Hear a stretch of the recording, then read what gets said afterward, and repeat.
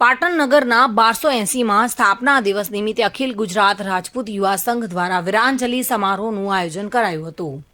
આ 25માં વીરાંજલિ સમારોહમાં ગુજરાત પ્રદેશ કોંગ્રેસના અધ્યક્ષ શક્તિસિંહ ગોહિલ, દિણોજના રાજરાજેશ્વર યોગીરાજ રૂખડનાથજી બાપુ અને સાણંદના ઠાકુર ધુંસીજી વાઘેલા ઉપસ્થિત રહ્યા હતા।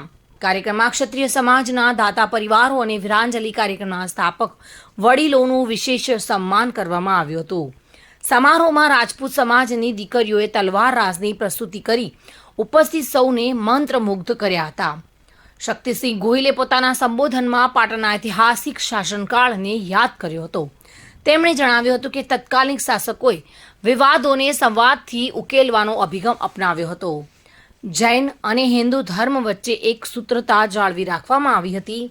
તેમણે ભૂતકાળના શાસકોની લોકહિતલક્ષી નીતિઓની પ્રશંસા કરી હતી।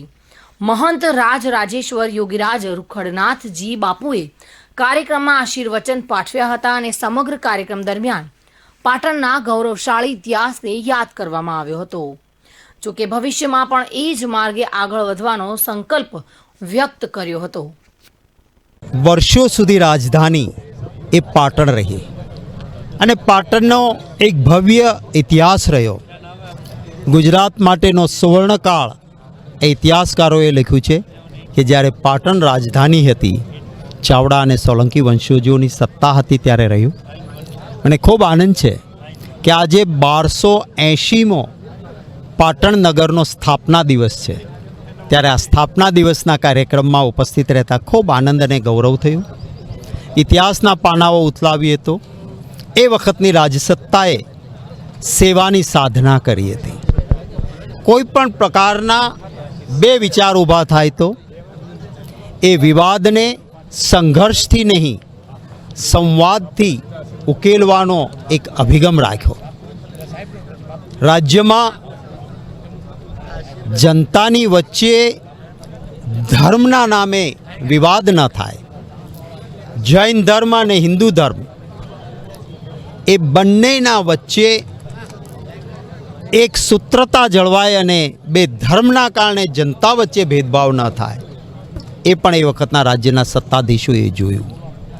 રાજ્ય સત્તામાં બેઠેલી વ્યક્તિએ વ્યક્તિગત લાગણીઓને બાજુએ મૂકીને જનહિત માટે કામ કરવાની વાત કરી।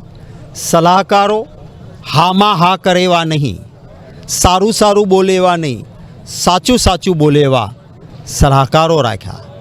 યોદ્ધા, મુખ્ય યોદ્ધા એ સમયના રાજ્ય શાસનના એક શ્રી કાક હોય કે એ વખતના મુખ્યમંત્રી એમના રાજ્ય સત્તાના વડાપ્રધાન કહી શકાય એવા શ્રી મુંજાલ હોય, આવા ઉમદા લોકોને શાસનની વ્યવસ્થા આપીને જે રાજ્યને જે રીતે વિકાસ કર્યો કે સમગ્ર વિશ્વમાં પાટણની એક પ્રભુતા હતી। લોક કલ્યાણ એ પ્રાયોરિટી હતી, સત્તાનો વિસ્તાર નહીં, લોકોની સમસ્યાઓનો ઉકેલ એ શાસકોની પ્રાયોરિટી હતી। એટલા માટે જ સુવર્ણકાળ બન્યો હતો। હું આશા રાખું છું કે એ ઇતિહાસમાંથી પ્રેરણા લઈને આવતા દિવસોમાં અમે લોકો જે જાહેર જીવનમાં પડેલા છીએ એ પણ સ્વાર્થનો સંઘર્ષ નહીં, પરમાર્થનો પુરુષાર્થ એ જ સત્તાની સાચી સાધના હોઈ શકે, એ જ લોકોની સાચી સેવા હોઈ શકે। એ મંત્ર જો ઇતિહાસમાં ક્યાંય મળતો હોય તો પાટણના એ રાજશાસન જેને સુવર્ણકાળ કહીએ છીએ ત્યારનો છે। આવતા દિવસોમાં અમને પણ એ જ રસ્તે ચાલવાની ઈશ્વર શક્તિ અર્પે। પ્રવીણ યોગી સાથે bureau report, today Gujarati news. આ સમાચાર આપને કેવા લાગ્યા? ટુડે ન્યૂઝને લાઈક, શેર અને સબસ્ક્રાઇબ કરો।